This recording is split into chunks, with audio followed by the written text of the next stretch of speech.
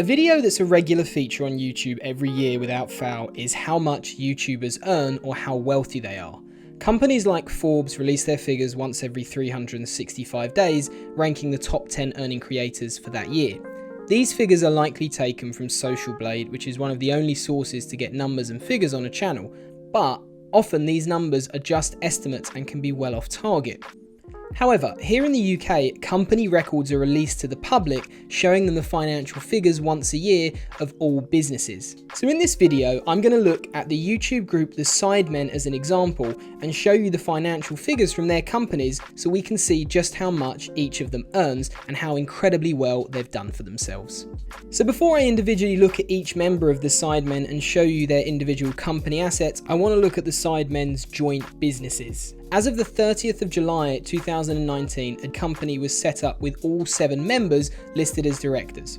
There are no financial records yet that have been made available, but what is very interesting is that it shows KSI as a person with significant control in the company, and he is the sole shareholder. So it's interesting to see that KSI is the one with all the power, despite the others all being listed as directors. Another very successful part of the Sidemen's income is their clothing and merchandise sales.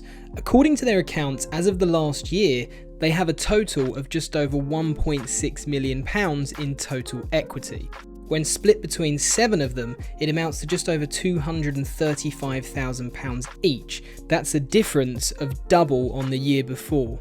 So overall, I think that's an incredible figure. The fact they've been able to turn over that much in just merchandise is absolutely amazing, so a huge congratulations to them for that. First up, I'm going to look at Vikram Bond, whose main channel Vikstar123 has over 5 million subscribers.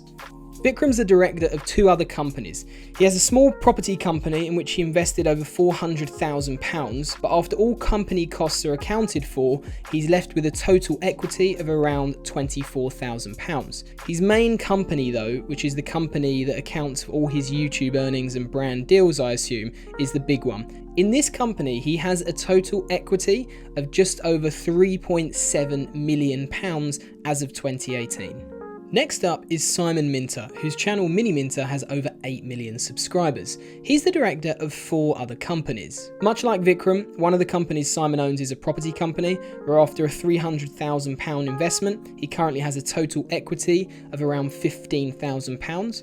He has another company, which is an interesting one, set up called Namedis Limited. He's the director of this company alongside Josh Bradley, KSI, and another guy called Stuart Jones. Now, Stuart Jones owns a talent agency in the UK called Upload Agency, and they represent most of the major British male YouTubers. So it will be interesting to see what this company develops into and whether or not it could develop into another talent agency. However, the full capital reserves for this company aren't quite available yet, and it shows that they owe around £30,000. Simon's main company, which would likely be where his YouTube earnings and brand deals live, has amassed over £2.3 million as of 2018.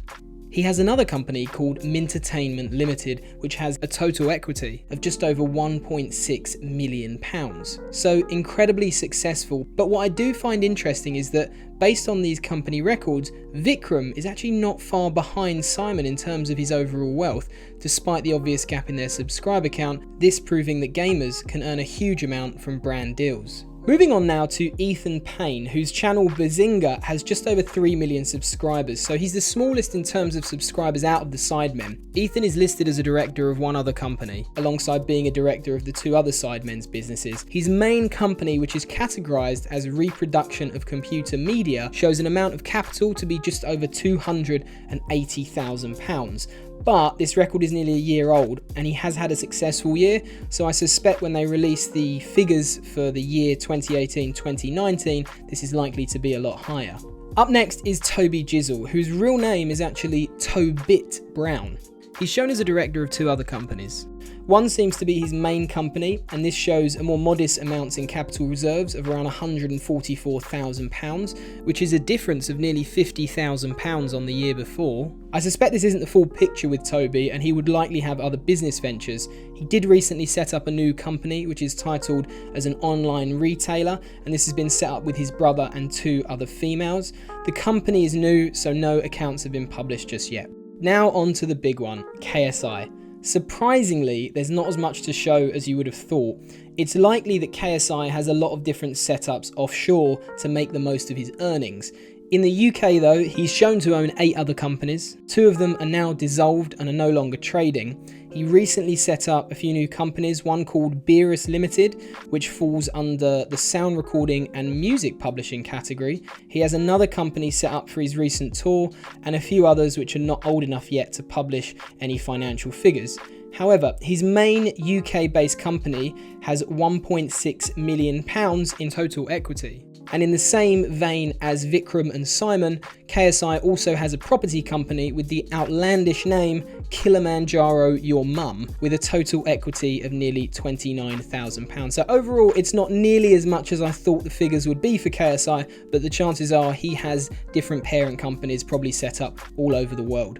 Next up is Josh Bradley. His channel Zerka has over 3 million subscribers. His second channel has over 2 million subscribers. He's the director of 5 companies in total, including the 3 I mentioned earlier on. His 2 other companies show pretty healthy bank balances. He has a company called Cookie Monster Entertainment, and this shows a total equity of just over £1 million, which is a difference of nearly £400,000 on the year before, but the record is nearly 2 years old. His other company is his own merchandise and houses capital reserves of around £23,000.